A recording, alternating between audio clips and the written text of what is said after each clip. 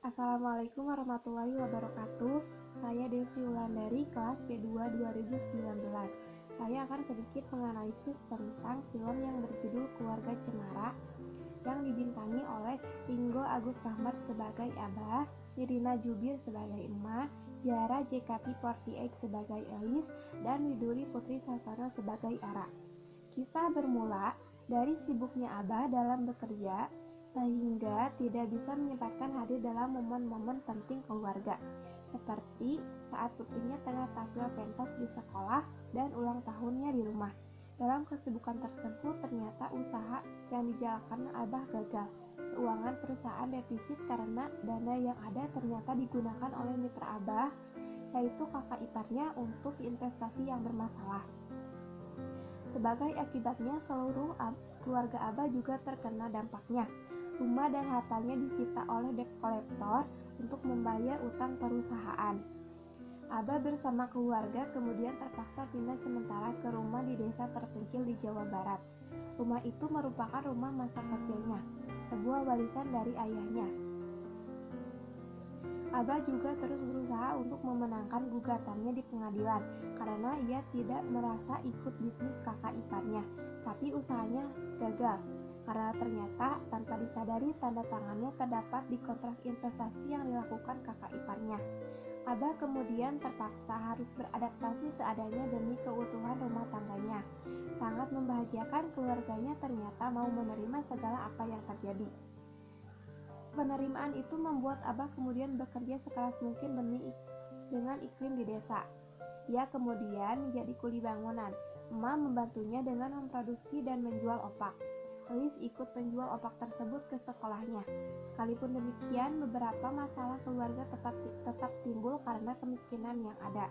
Namun, semua dapat diatasi.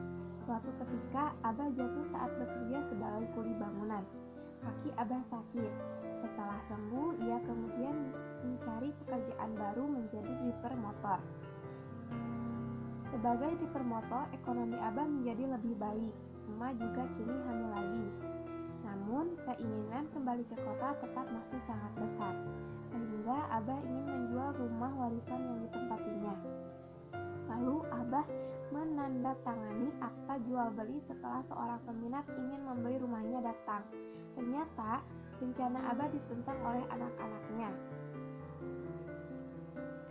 Karena merasa nota jual beli sudah ditandatangani dan memberikan DP, pembeli rumah mulanya keberatan. Namun akhirnya semua permasalahan selesai karena pembeli mau mengembalikan rumah yang telah dibelinya.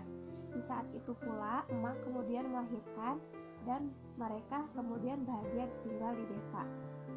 Untuk analisis perkembangan peserta didik yang muncul pada diri Elis, menurut saya teori yang muncul adalah teori konvergensi, yaitu memusatkan pada satu titik tertentu.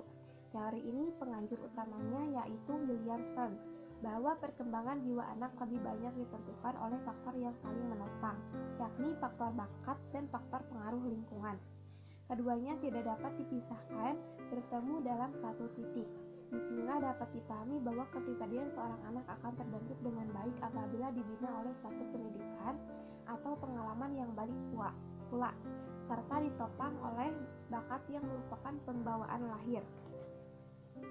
Kemudian teori yang muncul menurut saya yaitu teori berkembang dan mempertahankan diri. Dorongan yang pertama adalah dorongan mempertahankan diri, kemudian disusul dengan dorongan mengembangkan diri. Sekian analisis dari saya.